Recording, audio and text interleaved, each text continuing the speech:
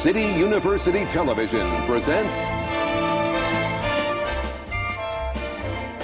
the American Theater Wing Seminars. Working in the theater. This seminar, playwright, director, choreographer.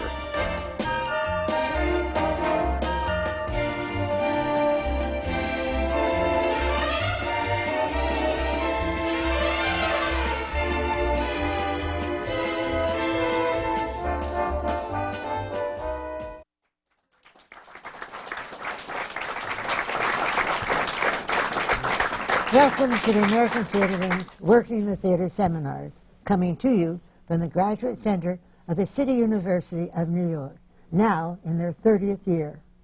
These seminars give you the opportunity to learn from the professionals as they share their experiences in working in the theater. Today's seminar is with a panel of playwrights, directors, and choreographers. And these are the artists who provide the creative heart of the theater, and it's their work that we will learn about while we discover how the magic of the theater is created. I'm Isabel Stevenson, Chairman of the Board of the American Theater Wing, and I would now like to introduce our moderator for the seminar, Ted Chapin, President of the Rodgers and Hammerstein Organization and Secretary of the Wing's Board of Directors. Ted Chapin. Thank you, Isabel. Thank you. We have a distinguished panel. If my count is right, I count among the talents we have on this panel are actors, directors, choreographers, librettists, lyricists, composers, record producers. Have I left any out? It's a distinguished group. Let me introduce them to you, starting at my far right. Martin Charnin. Next to him, Michael Kunze. Next to him, Lawrence Sacharow. To my left, Marion McClinton. Next to him, Graciela Daniele. And next to her, Rupert Holmes. So thank you all for being here. Since this is sort of a multitasking panel, and so the subjects that we will cover will, I'm sure, be multitasking, I thought I'd ask Marion first, since you're the first one who showed up today. Thank you. You are now a director, but you also have been an actor. Did you start out as an actor? Is that where you began?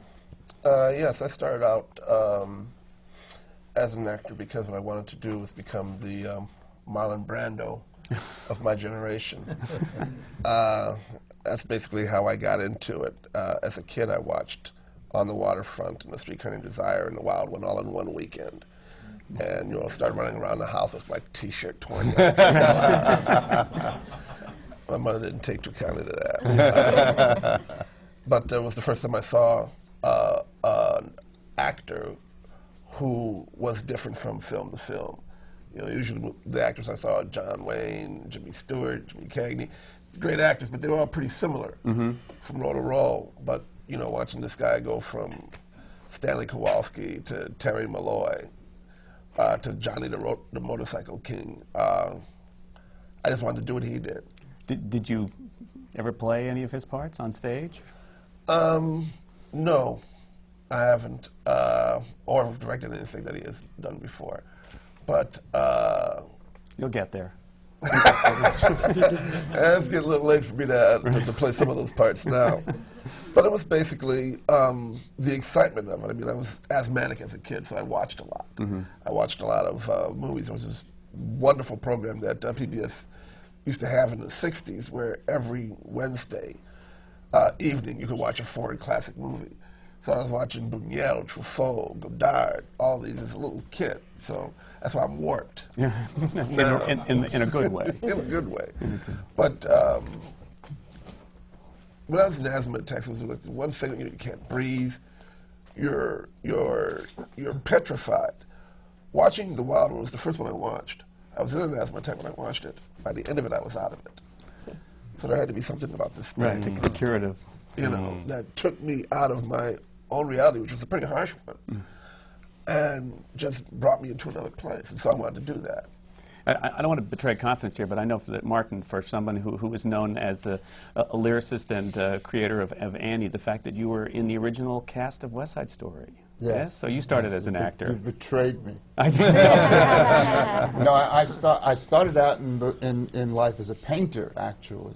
And I went to Cooper Union in New York City, and on the weekend that I graduated, Jerry Robbins had put an ad in the paper that he was looking for authentic juvenile delinquents still for his forthcoming production of Gangway, which is what West Side was called at one time. As a matter of fact, on the back of the sets, when we were in Washington, the sets which were painted by the scenic artists, it says Gangway. They never changed it to West Side. And I went down to an open call at the Broadway Theater, having had no experience whatsoever. But I put my hair in sort of a duck's ass, and I wore the tightest jeans I could, and a pack of Luckies, which I smoked, and I rolled them up in my T-shirt. And there were 2,000 people there, and for some bizarre reason, which to this day I really do not know why this happened. 2,000 became 200, became 50, became 20, and at 10 o'clock at night, there were 4 of us left, and I was one of them, having been put through it all by Robbins and Bernstein and Arthur Lawrence and Steve a little bit. But at the end of the day, Carl Fisher, who was the general manager of the West Side, said, "Can you come to work tomorrow morning?"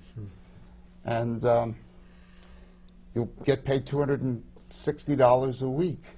Wow. Which was a lot of money in 1957.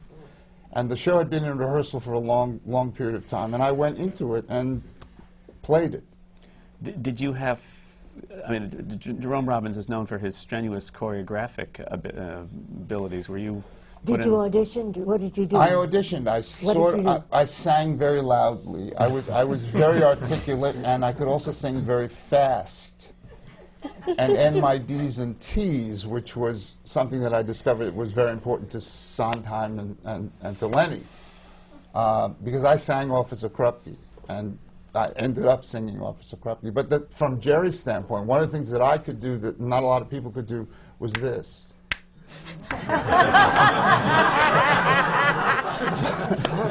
But I could do it without that, which is what a lot of jets early on had to do. They had to lift their fingers. But did you stay as a performer, or did you soon move? No. I mean, first of all, my father was an opera singer. He was in the Met, and he did not like the musical theater at all. As a matter of fact, he and Ezio Pinza were very close, and when Pinza deserted the Met to do South Pacific, my father never spoke to him again.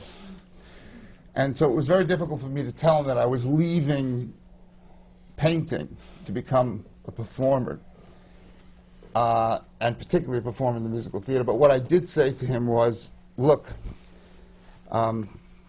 everybody in the event is Jewish.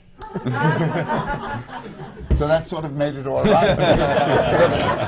And of course, the pièce de résistance was Lenny. I mean, Lenny was the wunderkind, crossing, living in both worlds at the same time.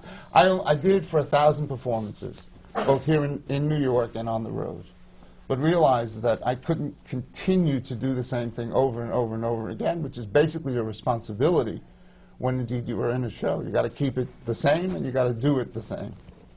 So I decided to leave the acting profession. I never did anything else, and I began to write.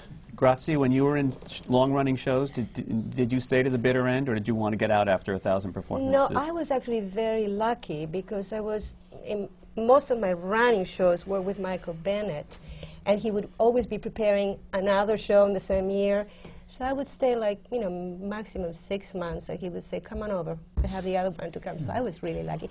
No, I think that the longest one I stayed in was Chicago. And because I had a responsibility, I was the dance captain. But I wasn't too happy about just staying performing.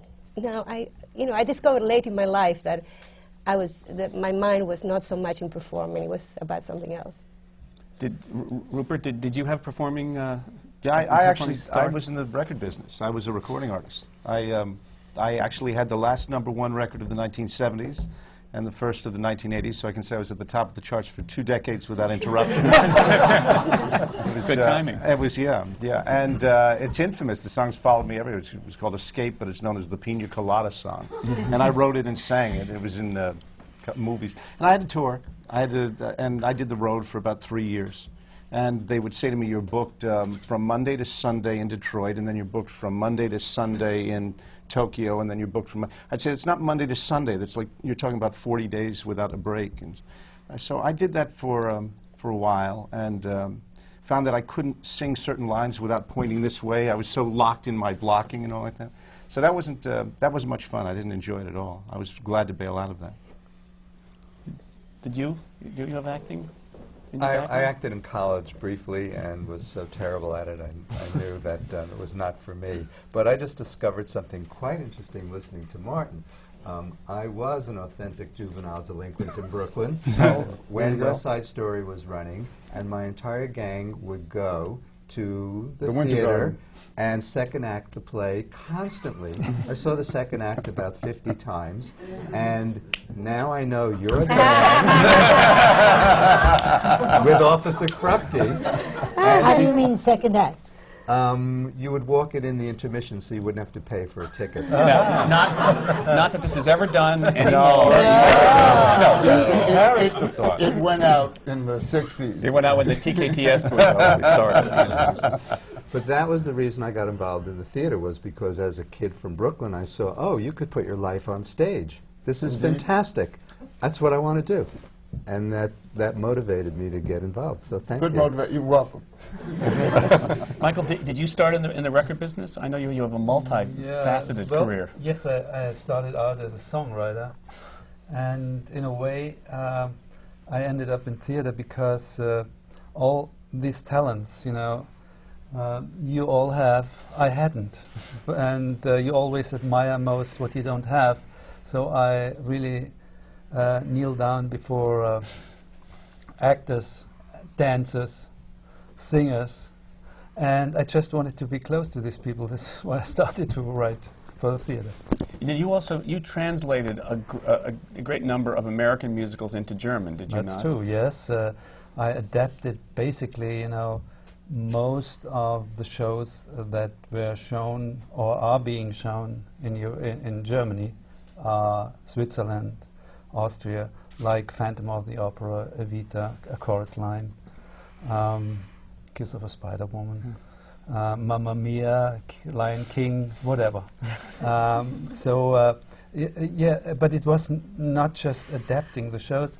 That gave me a chance to learn a lot about how these shows are structured. So The Dance of the Vampires, which is your show in previews now, was your idea? Well, it wasn't really my idea to do this. The idea came from the production company in Vienna who did my first show, Elizabeth, which was very successful and still is very successful. And this was in 1995. And they were approached by a producer who had rights in the film Roman Polanski did, which is called here The Fearless Vampire Killers. And I knew that film and I liked that film, and I thought, yes, I'm interested to do that, but you cannot just do it as a stage show because it's a film, it's a spoof on vampire films, So it makes a lot of fun of the cliches in these vampire films. And well, I went to Paris and met Roman Polanski, and I was surprised. He said, I don't know a lot about musical theater. You do whatever you think is right, and you come back to me, of course, and tell me what you want to do, and I decide if I want to do it. And you do all the work, and then he can do it. Yes, actually, yes. But he was pleased with the concept, and finally took over the direction and the original production in Europe. But he's not here yet. I mean, he can't come. He can't come to this country yet. He's not allowed in. That's right. I don't think so. Yeah, No. he will not. But anyway, I think he was not. He wouldn't have been interested to do it here. But it brings up an interesting question. As playwrights, directors, choreographers, you have more control over your fate in the theater than most people. What projects have you have started with one of you, initiated, and you thought you had a passion for something and you just decided to drive it through? Well, I mean, it took me 7 years to get Annie on. A passion to the extent that I saw it. I saw a compilation of the comic strip stories and asked my attorney to get the rights, which he did. And for 7 years we wrote the show. Charles Strauss and Tom Meehan and I wrote the show in about a year and a half. And then it took 7 years to simply try and get somebody to agree to do it and to see it the way that we saw it. Because what we wanted to do was we wanted to put, in effect, put pupils in those white eyes and make her a real flesh and blood kind of character. And everybody who heard it at the beginning immediately believed that it was going to be Nancy Walker and Bert Lahr doing a satire, doing a camp. Because comic strips had not been successful, really successful at all up until Annie. I mean, there had been Superman and there had been, Little Abner, and a couple of others. But I guess I liked Annie mostly because I sort of thought Harold Gray was an American Dickens, the guy who created the strip. And I remember there being a lot of dialogue in those little balloons in the boxes. So I knew we had a lot of material to write.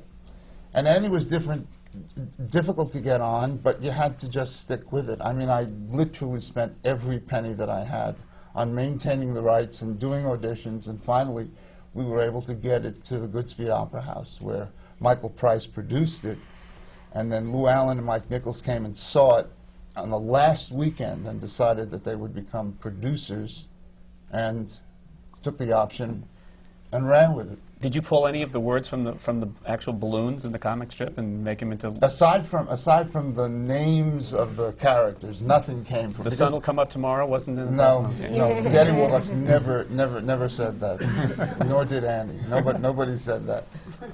Rupert, was we have an old collaboration here because Graciela and Rupert worked on the Mystery of Edwin Drood. Was that your idea? Did you come up with that idea? It was a wonderful evening. It's really because I'm afraid of flying. And I used to take the train from LA to New York, which is hardly different from flying. It's only 4 days. And in those days, on the Super Chief, we changed in Chicago for the Broadway Limited. And I always had to take along about 5 books because there's nothing to do on the train. I mean, there were no in-flight movies or things like that. And I had always been fascinated by this book that we had on our bookshelves. We had that mandatory set of Dickens that everyone who had a nice home had to have. And the last book in the series was The Mystery of Edwin Drood, and I loved mysteries. My father said to me when I was about 12, he said, well, you don't want to read that. It's not really a mystery like mystery stories. And he said, and anyway, Dickens never finished it. And that interested me. I took the book and opened it up and looked at the last page to see where he had stopped. And they had actually put in a fragment that had been found after his death of another part of the story, never completed. So it broke off in mid-sentence. And so I read it, and there got this ominous dash, and I pictured Dickens going like this and falling over. And it haunted me for years. So when I was taking this train trip, I said, I saw a paperback and said, that's Mystery of Edwin Drood. I got to read that. And if I'm on a train, I really will. Well, I got through it. Dickens died exactly halfway through writing it. He planned it to be in 12 installments, and he wrote 6 and died the day he finished the 6th installment, leaving no notes whatsoever as to how the story was going to end. Now I'm on a train, wondering where this story was going, and absolutely no way to do any research. Now I can't go to a library and look up what scholars thought about where the story was going to go, and it drove me mad. So from Chicago to New York, I started to think about it and thought, you know, actually, it would be an interesting musical because the protagonist is a crazed choir master. He's madly in love with his music student, the fair Rosa Budd. There's this guy named Durdles who sings these songs. I thought it could be a musical. And when I got home, I started to try and write it. And it was really somber, very dark, because the book is dark. And I set it aside. And just thought about it for about 8 years. And finally, I was actually working at Rodney Dangerfield's club in the days when Rodney Dangerfield could actually be there. And I always wanted to be in theater, and I used to produce rock bands in London simply so I could catch the West End season. I would schedule their recording around the matinee schedule. And I was working there, and Joe Papp had been sort of following my albums because Craig Zaden had been playing them for him. Craig was working there at that time. And he and his wife, Gail Merrifield, sent me a note saying, "You're doing theater within your act. Did you ever think of doing something larger?" And I went to them and basically laid out the idea of doing The Mystery of Edwin Drood. And they said, "Well, how would you finish it if Dickens didn't finish it?" I said, "Well, I thought it could be constructed in a way that the audience could vote on the ending, and it would be different every night, which is what's wonderful about theater anyway, because theater is different every night. But this would be a way to really highlight that and build it into something as formal as a musical." And Joe looked very dubious about it, but said, "I'm interested." And I thought, how many people would be willing to kill their next of kin to have Joe Papp saying, "I'm interested, I'd like to hear what you come up with." So then I merely took off 3 years of my life and wrote it. And then I got very lucky. I performed the whole thing for him in his office, and I was going to demand a workshop. And he said, "Well, good. Okay, so we'll do it in Central Park at the Delacorte, and then if it goes well, maybe we'll go on to Broadway with it." And I still held out for that workshop. And then I got very lucky because Wilfrid Leach and Graciela Daniele came in and sort of took my clumsy efforts and shaped it into something that went to Broadway. But you had written book, music, and lyrics. And right? I did the orchestrations, too. You did the orchestrations? Which I would never do again. I didn't know that you can't do that. I didn't. Well, actually, the union doesn't allow you to do it. Although Michael Starobin actually wrote the ballet, the Opium Den ballet for Graciela. But I had always arranged all my own work. I'd done albums with Streisand and my own stuff. It didn't occur to me that you didn't orchestrate your own compositions. Have you found that doing Vampire in this country that there are more things that you would have wanted to do that other people are doing, or are you happy with the collaborative team? No, I'm in a different position here because I'm learning here. Because of course this is a total different world from what I'm used. Of course, the theater people are the same everywhere, but I keep hearing, you know, it's different here on Broadway. It's different. Our audience is different. I still doubt it a little bit, but I'm willing to learn, and I'm willing to listen, of course. But I would like to say something because we have these students here, and it's true. It takes a long time. Sometimes 7 years. One of my shows took really longer even, but you have these ideas and you try to do something of it, and you get discouraged and you don't find anyone to do it. But I find, you know, what really keeps you going is an idea that wants to be born, an idea that wants to get on stage. And it is this, I mean, sometimes you really feel responsible for that idea, and you want to, you have moments where you really want to give it up and do something else, because the difficulties get unsurmountable. You don't get the right producer, or you have it, you have a production, and shortly before they really do it, you know, they back up, and it doesn't happen. But you go on. Why do you go on as a writer or anyone who has such an idea and wants to do it? You go on because you feel responsible, because you know without you it would never be on stage. And it's such a shame. And somehow you don't do it because of yourself. You do it because you want to have this on stage. And for me, it's less, you know, a story I read in a book, but it's different for everyone. For me, it's always persons. It's always persons, people who tell me, you have to tell my story on stage. And you don't want to let these people down. And if you have an idea like this... You know vampires? You don't know vampires? I mean, the whole idea of the show is that we are surrounded by vampires. I mean, you never been to the stock exchange? there are vampires all around. I mean, but this is something. I mean, you have, everybody has his own strange thoughts, you know. But that doesn't matter, you know. There's no formula for this, but the power, the energy to finally bring it on stage derives, in my opinion, from someone that grabs you and you feel responsible for it. With all the vampires around, who has the last word? You The mean- choreographer, the director, you? Well, in the theater, nobody should have the last word, but there are, you know, it's a teamwork. But there is, of course, it's like, you know, you have several steps. In the beginning, it's only the writer, the librettist, because in my kind of working, the composer comes later. But then it's the composer and the librettist. Then, you know, all the other people that come in. In the final stage, I think it should be only the director. You need to have someone steering the ship, and this should be the director. Do the directors agree? Yes and no. I mean, you've done a lot of work with August Wilson, and Yeah. I have to say that I've never seen an August Wilson play personally that half an hour being cut wouldn't have helped the evening in the theater. I don't know if you agree. It's not if we're not here to talk about that. But if you had I that thought feeling, that we were a half hour short on King Hedley, actually. okay, all right.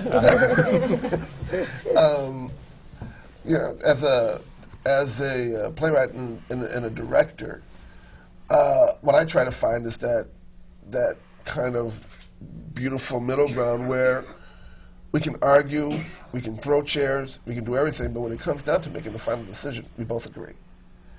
Because, and I do that with my actors as well, because if they don't agree, I'm only going to get 3/4. Right, so you have to find the middle ground where you can, I latch onto what I think it needs. You know, I'll run through all types of solutions and things like that. We'll sit down and talk, we'll work it out, but in the end, I need for everybody to be on the same page with the decision, or else something's going to be missing. And in collaborating with August, who you're basically not going to make him go anywhere he doesn't want to go.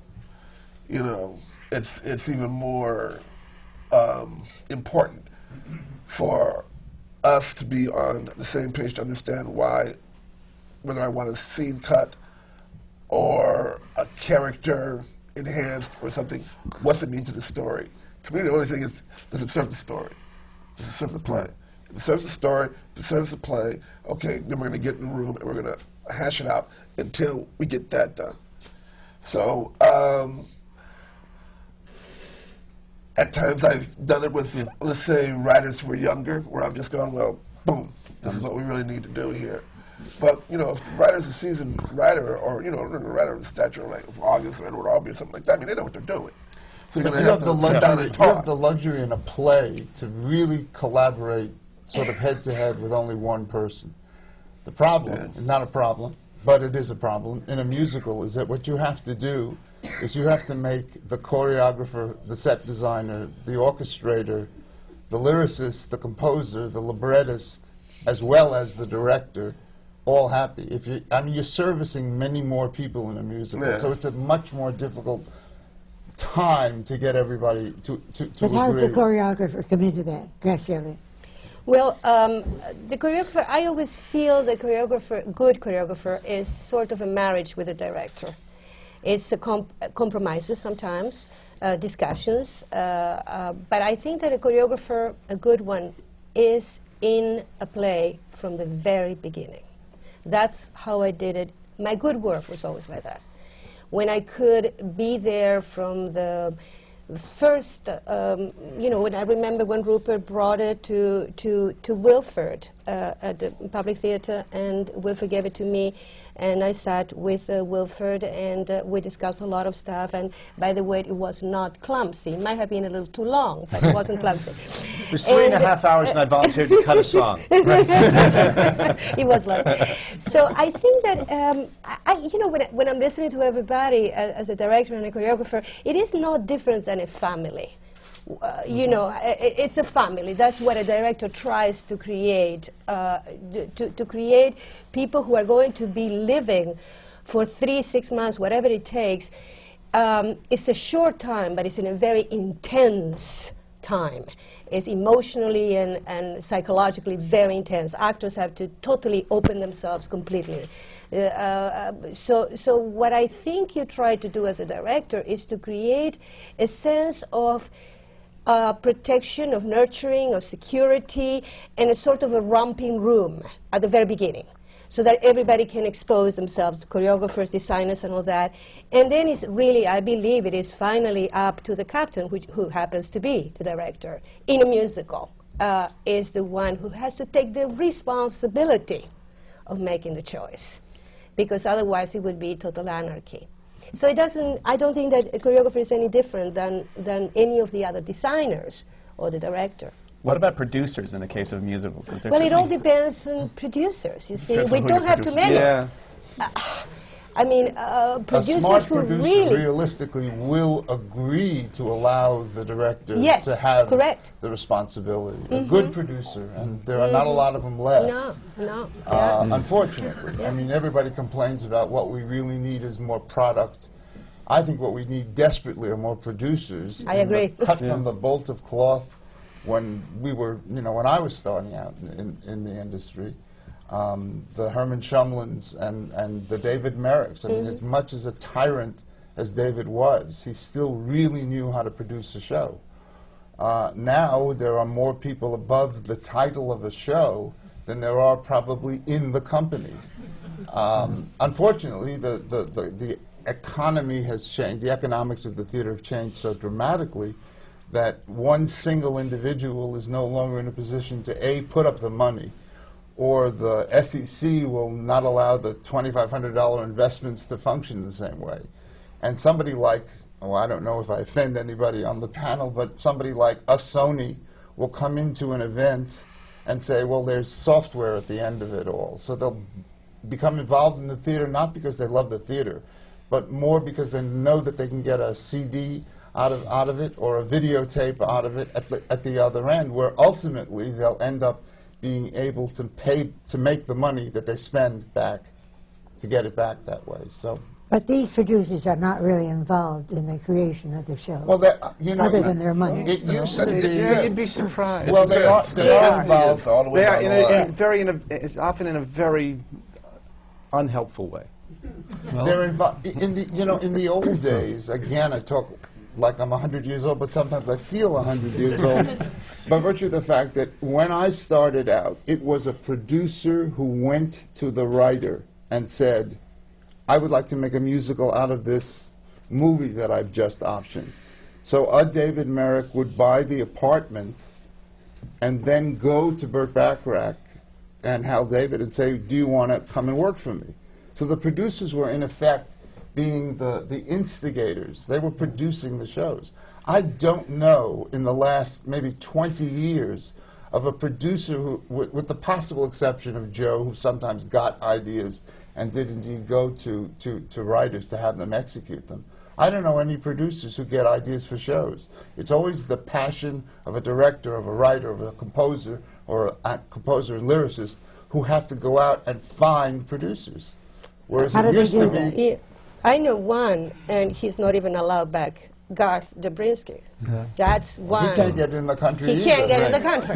So there you have it. I don't think there's a whole lesson here. But I don't regret this, actually. I don't think producers should choose what you write.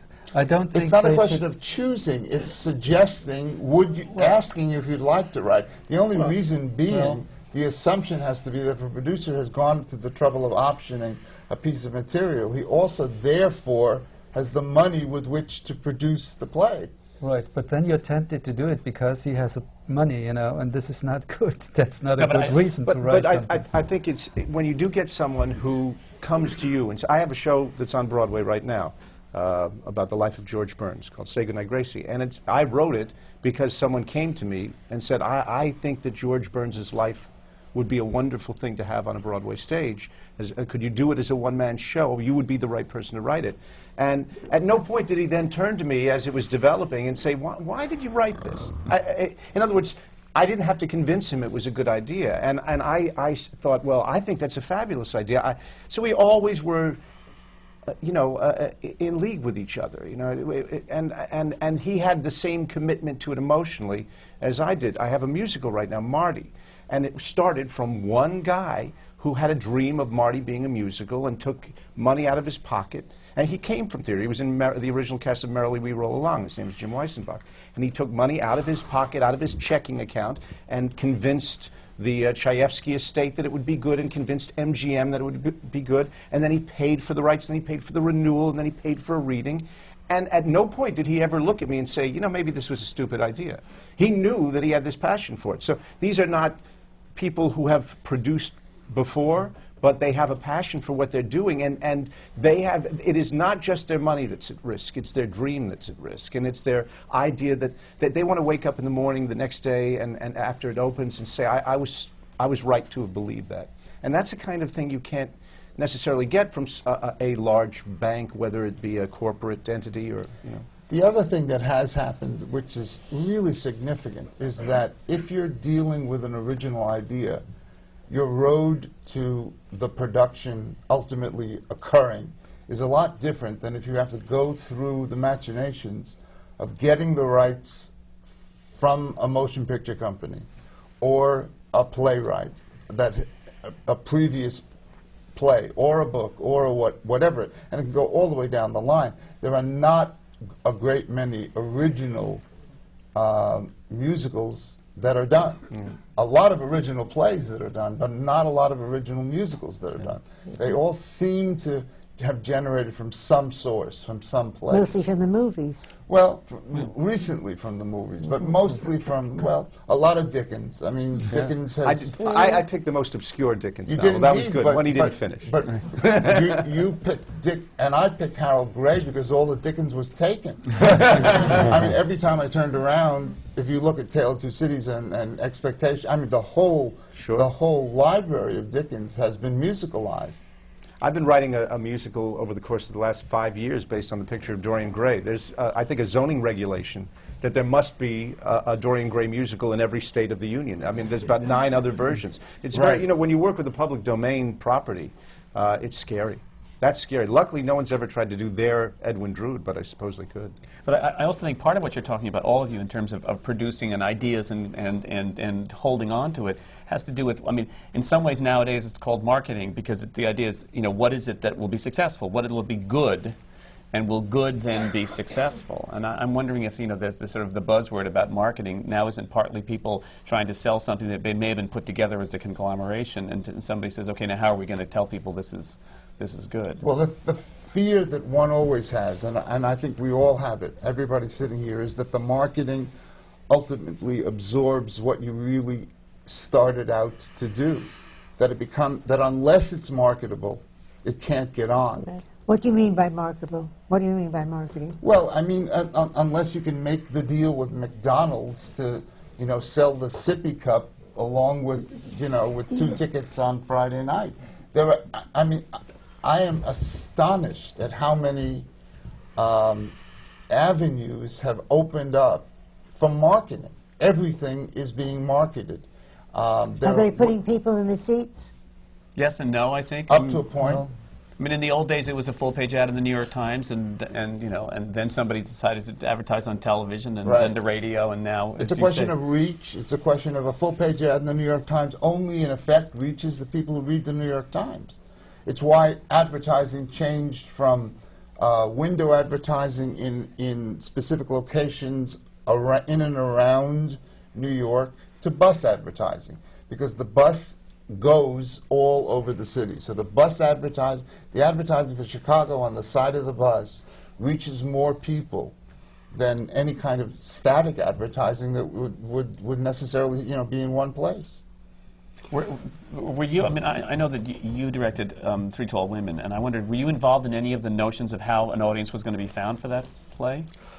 Well, it's fascinating to hear this conversation, because in the outside the realm of large Broadway musicals and the kind of high-profile corporate packaging that you're talking about, when we get into off-Broadway and a small production in the Promenade 300-seat theater, you work with selling the play. That's a whole different level. It's not nearly as pressured as what you're describing. And the producers that I worked with were collaborators, literally collaborators on making the artistic event of the play and the production sell itself. That was the goal. And I can only work with people who work that way. I couldn't work in a corporate kind of setting. I would get very angry. And when I work with those producers, and you know, we're still very good friends right now, and with Edward and possibly the next play he's doing next year that we're collaborating on at the moment, there's a sense of that the event is the play rather than anything else, and that it sells itself. Do those of you who have spanned working with producers in the old days and the corporate types, do you find that it makes you somehow more resistant and therefore perhaps dig in your heels more if you have to answer to a phalanx of people who you don't think know what they're talking about? Yes, I do. And that's the reason why I choose to work in a non-profit theater more often than in the commercial theater.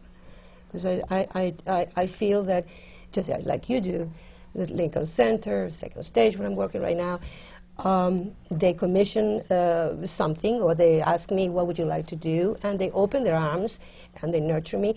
And that's the difference between aiming for the play to be successful than just to do the play.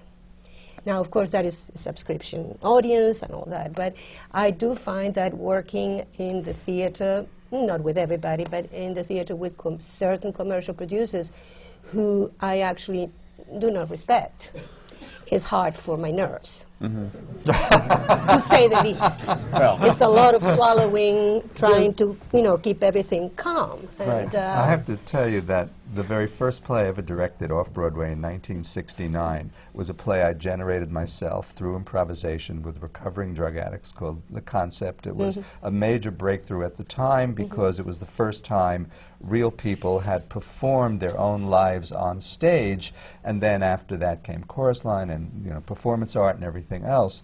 There was a commercial producer who took it from the La Mama Theater to off-Broadway, where it ran for 3 years, and he would come to rehearsals, and in the play, a very dramatic moment at the end, they break down, they're screaming, they're crying, and they have to say, "Will you love me?"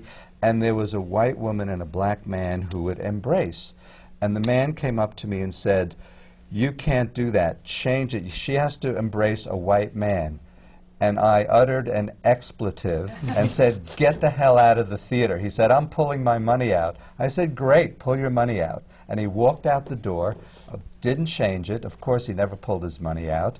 And it went on to run for 3 years, played at the White House twice, toured the world. It was, but I wouldn't let him distort the event that I created. It was my play. Congratulations, that was a bold move. I mean, I think those are the moments that you hope you've made the yes, right. Yes. You hope you've said the right thing at the But right at time. least you can, even if he did pull his money out, you would have felt okay the next morning. Yeah. And that's the most important thing. And I think that a lot of the people who are putting the money in and pulling it out have absolutely no commitment, or don't have the kind of intense commitment to putting the event on the stage. They're in it for the cash. They are the vampires, maybe. Maybe there are vampires. Yes. But I have to say, we have, ironical as it may be, for vampires, we have wonderful producers. I mean, there are still producers around that understand, that they should not interfere with the artistic work. And I mean, once they have agreed to a director, I mean, the director should have to say. And also, it's not only the producers I work with the vampires. I have the best experiences with Disney. I mean, maybe I shouldn't say so, but they were very interested in the theater. They came up to the authors and said, we don't think that's right. You discuss it. And sometimes, I mean, they have a point. I mean, And that's part of what happens in the theater. Absolutely. I'm not saying that they don't have a point. I mean, of course that. I mean, the guy who sells orange juice could theoretically come up to you in the back of the theater when you're standing there watching a scene and how to figure it out, and say, well, if he exited stage left instead of stage right, it would be a bigger beat for you. And you have to admit, yes, you're absolutely right. Take that and use it. And I'm certain that there are producers around, and maybe the cycle, maybe it's turning a little bit to the extent that more producers are willing to instigate properties and then walk away. What I'm finding right now is that because so much of the not-for-profit theater is dependent on subscriptions, that they're starting to play it a little bit safer.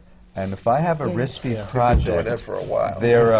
there are several commercial producers who I know like to take risks. I will bring it to them before I will to a not-for-profit theater right now. It's fascinating how the dynamic is beginning to shift. There's a lot of not-for-profit theaters now who let their subscription audience lead the theater rather than they lead the audience. Yes. With, lack of a better phrase, art. I've been having a similar experience with Disney myself on this musical on the Harlem Globetrotters. Now, this was brought to me after they've done 2 or 3 different versions that didn't work. And Stuart Oken, who was the head of that division, kind of said he has this love for the game of basketball. He has this love for the story of the Harlem Globetrotters because they were basically like the Negro Leagues in baseball. No one knows it.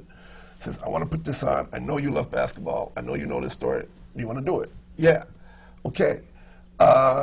This is a situation where I was not expecting. I mean, you're going to get more conglomerate than Disney. You know, I mean, I think we're all going to either work for Disney or Time Warner before, the next 5 years. I'm on Disney now. But the thing that pleasantly surprised me was Stuart's passion for this project. Right. He's a his theater his butt's on the line on this project. He's already, in their eyes, lost a lot of money on it, but he's pushing and pushing, and he's coming. We got Susan Lloyd Parks doing the book for it. And I would say Susan Lloyd Parks is going to write a book for a musical. He wants to do something special here, and our sessions of sitting down and hashing out the story with Susan, myself, a dramaturg, Oscar Eustace, and Stuart, and now Janine Tresori is brought into the mix, are pretty intense.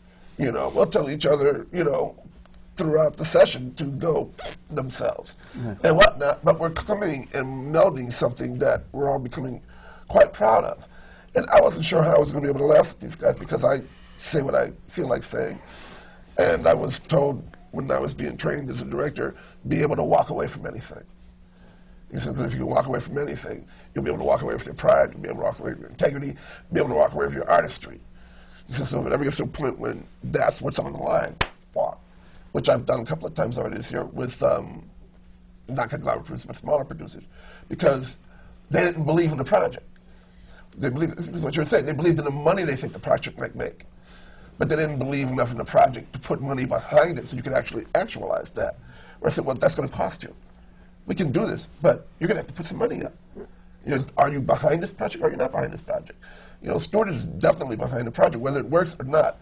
I have a lot of respect for him for how gung-ho he's been about it and giving us pretty much everything we needed, knowing that if this doesn't work, he might be in trouble.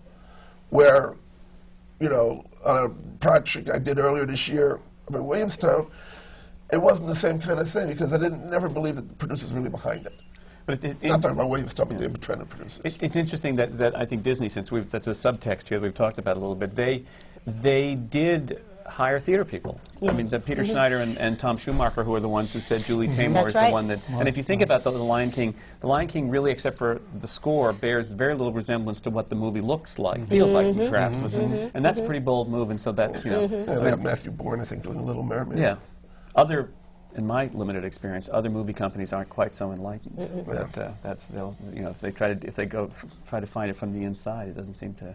Well, sometimes Schumacher comes from a theater background. Yeah, no, they're clearly theater people. But am I wrong? I think we talk too much about producers here because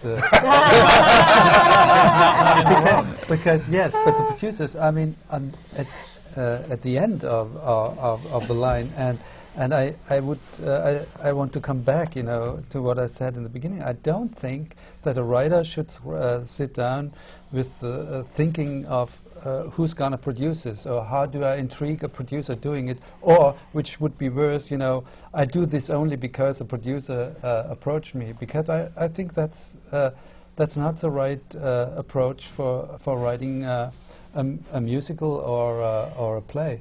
I want to ask, Martin did a very interesting musical called The First about Jackie Robinson, and my sense of it, was it your idea? Mm-hmm. So that and then sort of as with Annie, you had to find people who joined you in your passion. I think with maybe one or two exceptions. A couple of times I worked for David Merrick years ago. Most of the things that I've done, for example, when we did 2 by 2 with Dick in effect was the producer. He was my collaborator, certainly as a composer, but he was also the producer. So a Richard Rodgers musical was going to get on. Similarly, I Remember Mama was Alex Cohen, who was the last of them, as far as I'm concerned. Individual producers who would be the producer and knew when to when to walk away. But the first, funnily enough, is having a whole resurgence.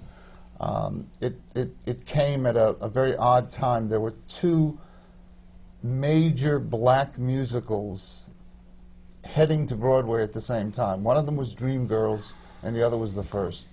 And the one that obviously was the more interesting from an audience standpoint was Dreamgirls.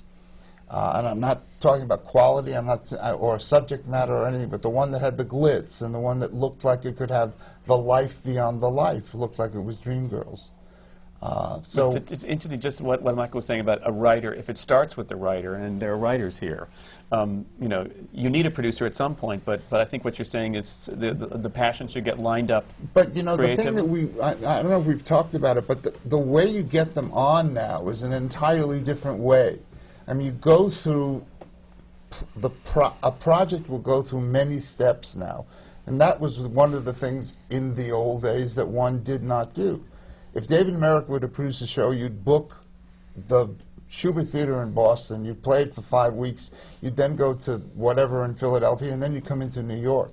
Now you have the luxury, and it's a great luxury, of being able to do a small workshop production, followed by possibly a bigger production at a regional theater, possibly going to a next step. So you incrementally spend the same amount of money probably, and possibly even more, but at least you get an opportunity to see the work, to grow the work, and to be there. You have to make a commitment, however, to be there for the entire run of the event, which does not necessarily follow linkage. You know, it doesn't link one to the other. Martin, don't you think that was also the amount of time that we spend? Like, for instance, Promises. We rehearse 6 weeks in New York. Then we work like 6 weeks to Philadelphia, another 6 weeks to Washington. You don't do that anymore. When was the last time we you had can't a do that. We can't do that. So it is replaced. Oh, it's terrible. What I'm saying is that the time, which is what we need, is replaced by these readings, these workshops, this out of town, because we need the time. But that's time the But main thing. if you could have both of you, if you had the choice today, would you do the old? No, I would do what I do now.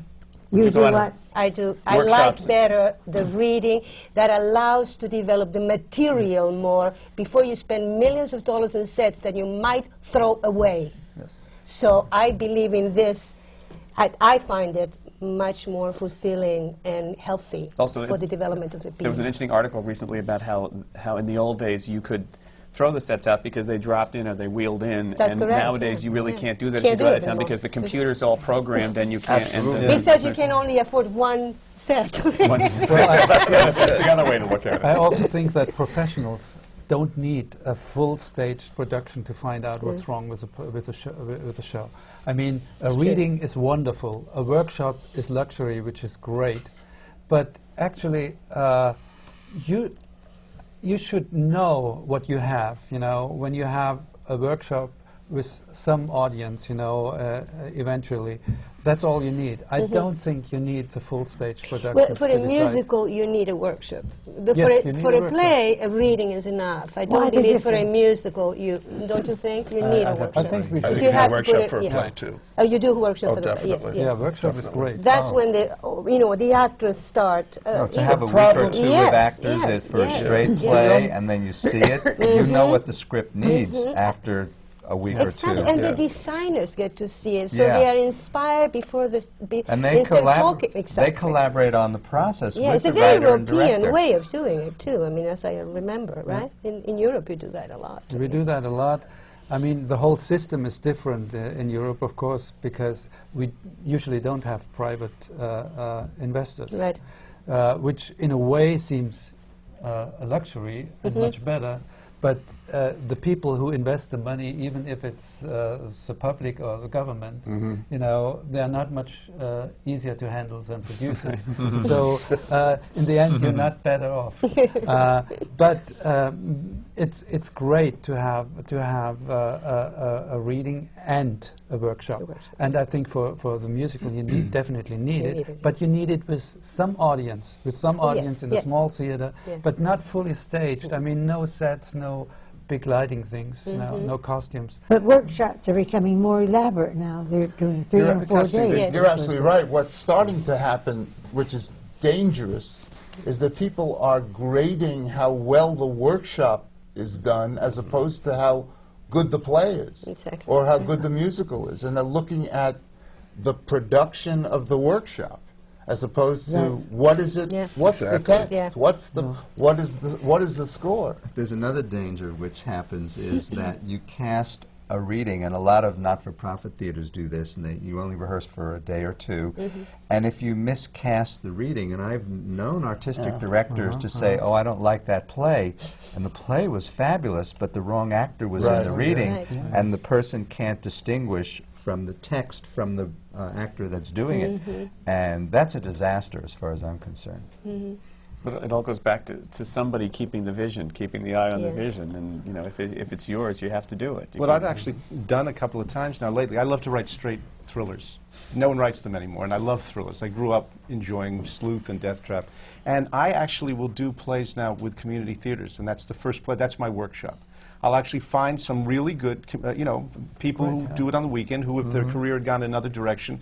And I've had like casting calls for some of these community theaters where I say I could be, on 44th Street watching these people right now in terms of the quality that comes in. And that's my workshop. And I get to be I don't direct it myself. I let the person there do it. And I mean, you get to hear what's working with the audience.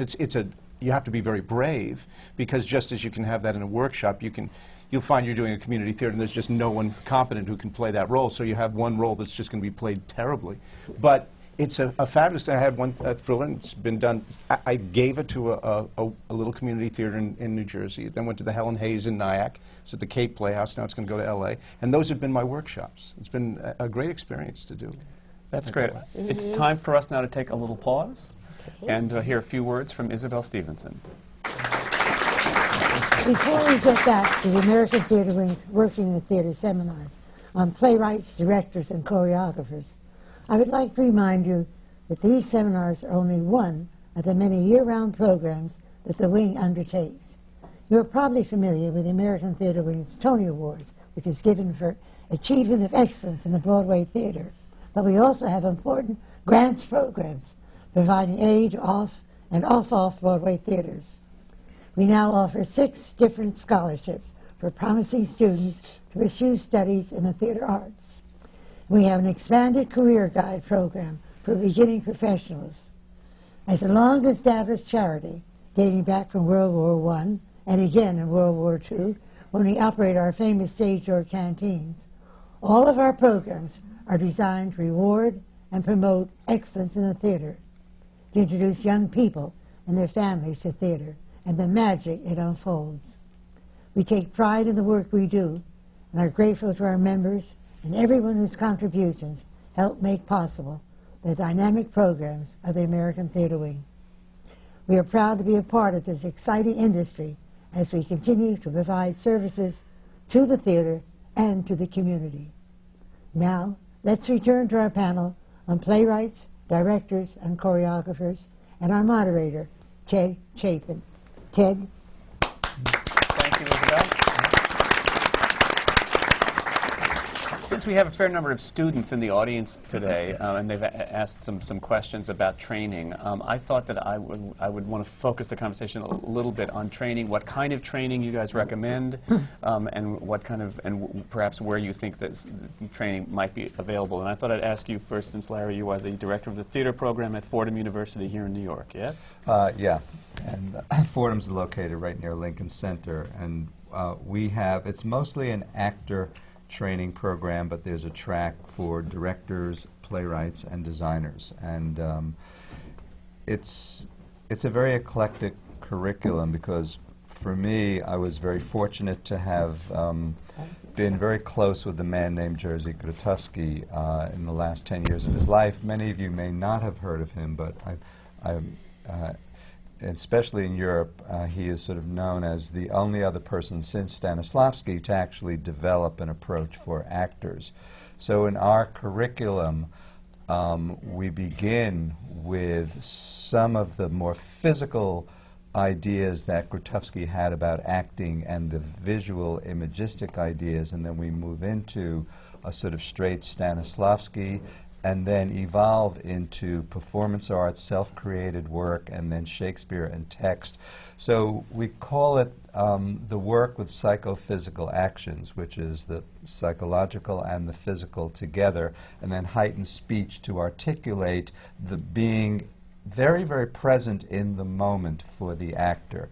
And it's a kind of training that we've had great success with. Our students are grabbed up by casting directors and agents when they graduate, and we get lots of calls from the graduate schools from NYU and Yale. Please, have your students apply.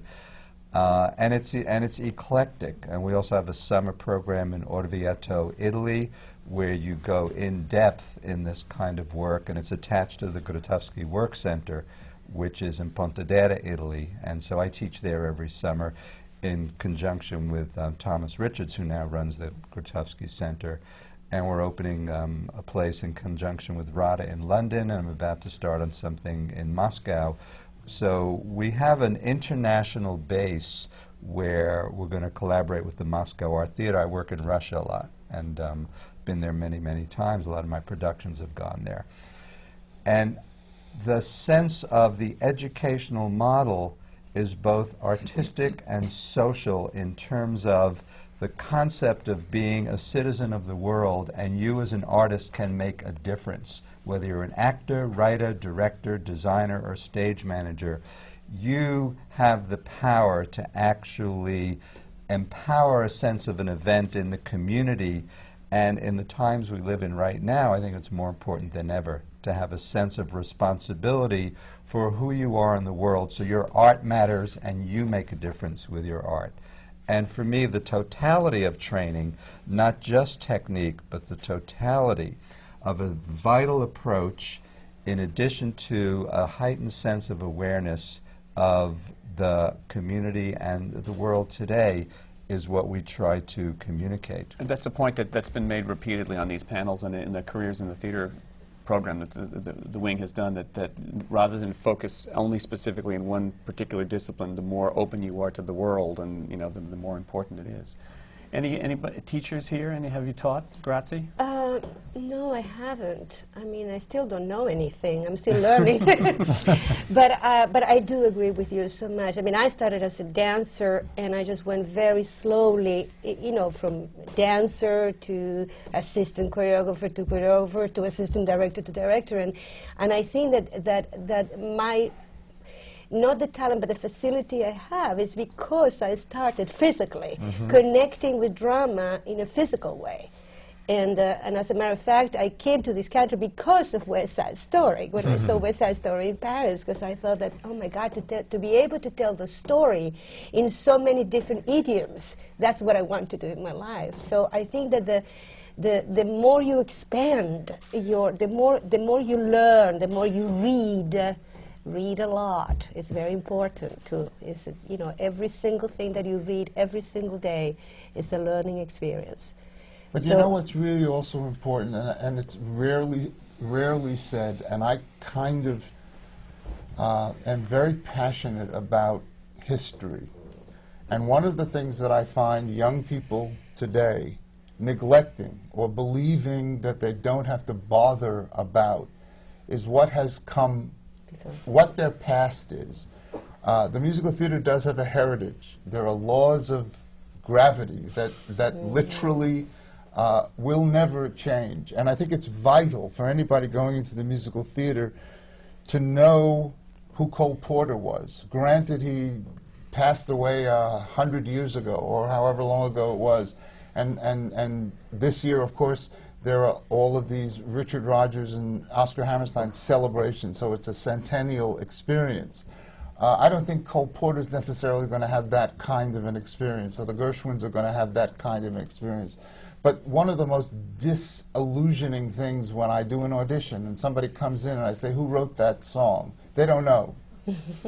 When an actor does not know who has been responsible for the material that they're auditioning, it's very distressing to me. They don't know the shows. They don't know. They don't know their history. It's really very, very simple. I think it's vital for people to remember, to learn, and to examine it, because it's by virtue of what has previously occurred that indeed I believe you can make any sense out of what will ultimately happen. Yeah. It's the same thing with an actor who comes in and has a monologue and doesn't know who the playwright is. That's right. Exactly. It's absolutely And it's not necessarily saying that they have to duplicate the Kowalski moment. You don't have to do Stanley Kowalski the way Marlon Brando did it. But you have to know that Marlon Brando did it for a reason and where it came from and why. One of the questions that came was whether the perceived death of the big British mega musical now will give a new generation opportunities for new musicals. Anybody feel one way or the other about that? Well, I don't think it's a death, to be perfect. I think cyclically it happened. We were caught napping, if you want to call it that. But Cameron, as a producer, simply saw how to enter into everything that the British musical learned. They learned in effects from us to begin with. They then secretly, like the Iraqi programs in hidden palaces all over Buckingham Palace and whatever, were developing musicals. And then all of a sudden, boom, they sprung these musicals on us.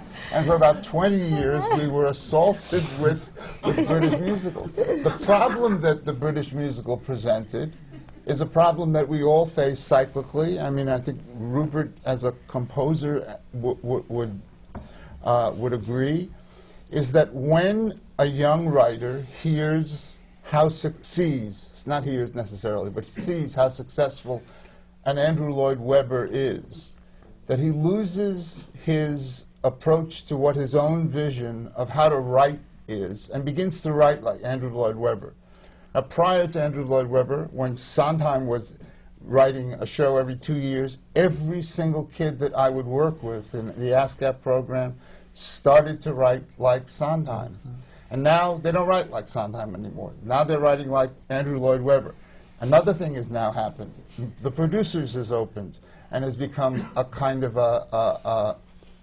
an approach to musicals. So things have gone that way.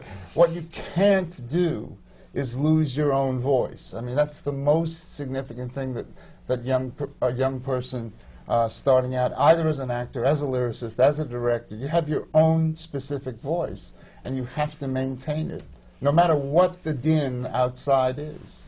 I couldn't agree more. But of course, I watched the success of Andrew Lloyd Webber on Broadway, and all that follows. I also think it's not the death of that kind of musical, the mega musical or whatever. There will always be people who want to see big shows, spectacular shows, opera-like shows. I mean, but on the other hand, I think something is very important to understand by people here, especially by students here.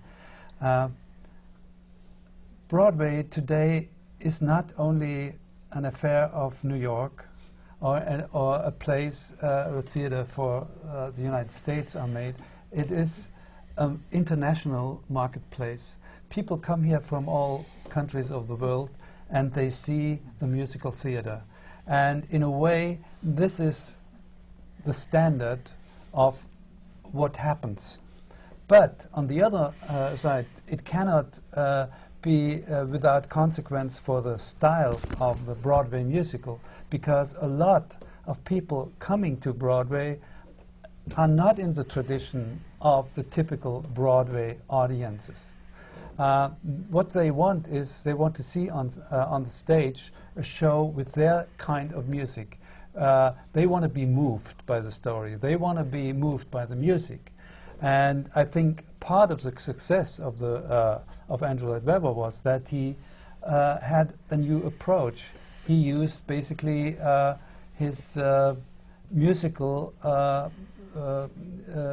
voice he knew, which was basically a rock music.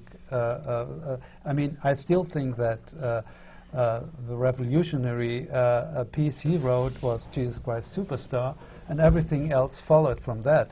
But I think that was a very important step, because all of a sudden the rock music, the music we all grew up with, was used for a stage show. And also, you know, the shows I write are not Broadway shows. These are shows that just try to tell a story with music. And there are so many ways to do this. And it may come as a relief, you know, for students who are really intimidated by the masters like Rodgers and Hammerstein and all the other big ones.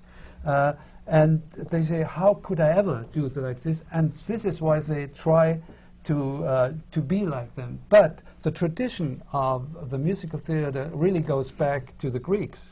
And it's an old idea. Even Shakespeare was always done with music. I mean, it's an old idea to combine words and music for the stage.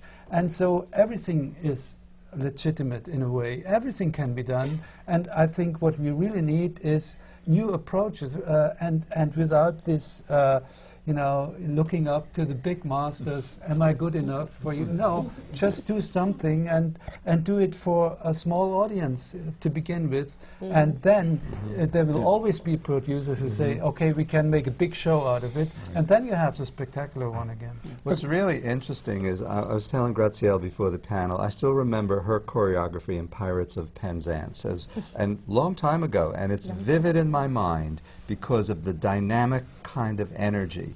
And what was happening in New York City at that time was a huge proliferation of experimental theater, groups like the Living Theater, the Open Theater. Downtown was extremely exciting. Uptown was extremely exciting because of the kind of work that you and other people were doing. And each thing feeds the other. And when you have a fertile climate for exciting theater, it doesn't matter whether it's in a tiny coffee shop or on a Broadway stage, you've got a sense of the theater is being nurtured and growing. And that was a time where that was very exciting in New York. It was the golden years. I was so fortunate to be working at the Judson Church and with Judson dancers. And then you would see from that work trickles into Broadway productions from the kind of innovative techniques that were being developed, and it was the sense of a total community feeding the other. And that climate, I think, with you young people, is something that you can also nurture, because each generation has to nurture its own sense of fertility that the theater can move forward from. But I also wanted to say that in reference to what you were saying in terms of your own voice, when Gracie did Chronicle of Death Foretold, I remember having seen your work, wonderful work, for years, and suddenly I thought, I think we're seeing more of Gracie here than we've ever seen. Yes, yes. And you know, it felt like suddenly you would open something up, and you were given the ability and you were given the opportunity yes. to do something. And that was Lincoln Center, yeah. And it started actually years before Lincoln Center. Actually, there was a little organization called INTAR, a Hispanic organization on 42nd Street.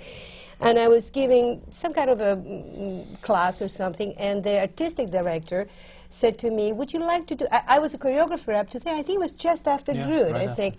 And I had only choreographed. And Max Ferrer said to me, would you like to develop something of your own? I went, oh my God. You know, so all of a sudden the whole world is looking at you. What am I going to do? I don't know where to start. And I developed something, and I went back to my roots. I went to the Latin roots, and the same thing happened with Chronicle of Death Foretold. And I did what I wanted to do. I co-adapted it and choreographed it and directed and did my own thing. And I think that that's when I started finding much more inside of me that I had up to then, perhaps because I only had used or being asked to use 50% of myself up to then. And all of a sudden, somebody gave me the opportunity of saying, go ahead, you can do it, fly. And you know, there's something about me that I all my life I feel like somebody knocks at my door and I open and somebody says, do you want to come out and play? And I go, yeah! I mean, I just, you know, and I just went with it. But on the other hand, I had producers who nurtured me, who said, go girl, you can do it. And it wasn't about money, because it was not too much money. And Chronicle was exactly the same thing. I was, you know, I'm resident director at Lincoln Center. I go to Andre once in a while and say, well, I have this crazy idea, but, okay, go ahead. Do you want a reading? Do you want, what do you need? That doesn't happen too often. You know that. One of the questions was whether you felt that, as a woman, there were more roadblocks in your way than there would have been. No, never, never. I think that perhaps in the commercial theater, I would say, I think there was a time where there was sort of like a men's club. And women were mostly known as choreographers. They were, you know, brilliant. Agnes de Mille, you know. But I felt that there were not too many directors. I mean, there were some directors in the past, but it didn't. But I think that it has changed now. And I was never affected by it. I never think in the theater, when I am working in the theater, I never feel that, oh yeah, she's the Latin crazy woman. She's just one collaborator, you know. I never felt that. Maybe other people have, but I haven't. No, not at all. Rupert, teaching, have you taught? No. As a matter of fact, I'm barely a student. But my background was, I went to Manhattan School of Music. That's where I studied music. As far as writing goes, I've learned primarily by what Gracie was saying, just taking in every play. I never saw any play, and I mean any play, that didn't teach me something, or in one or two cases saying, well, I should never ever do that. But I mean, I've learned, and I've tried to be an equal opportunity enjoyer. You know, Duke Ellington said there's two kinds of music, good and bad. I love Ibsen, and I love the worst farces that you'll see in England, or Christmas pantomime, which is a very unique British tradition, is really responsible for a lot of Drood. Yeah. It's based a lot on Christmas panto. Gilbert and Sullivan. Our London production of Drood opened at the Savoy, where all their works did. No, the only thing that I learned from my collaborators, you know, like right now I'm writing with Charles Strauss and Lee Adams, and I remember the day I went to the library and took out the first record that the library had that you could take out. It was Bye Bye Birdie. The first album I ever bought was Golden Boy. So I learned so much from them, and from Gracie, from Wilfrid Leach, from the directors I've worked with, Marshall Mason, Mark Brokaw, John Tillinger. So I had been in show business and had been writing.